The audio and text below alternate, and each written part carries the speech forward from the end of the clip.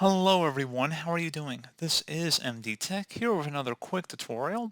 In today's tutorial, I'm going to show you guys how to determine if SLAT is available on your Windows computer.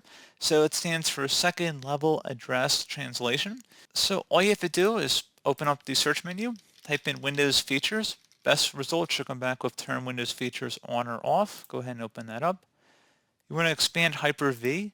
If you see an option for Hyper-V platform that's available, that means your computer supports it. If it's grayed out, your computer does not support it. So pretty straightforward, guys. Just want to point that out there. So if it's grayed out, you can see it is not supported on our system.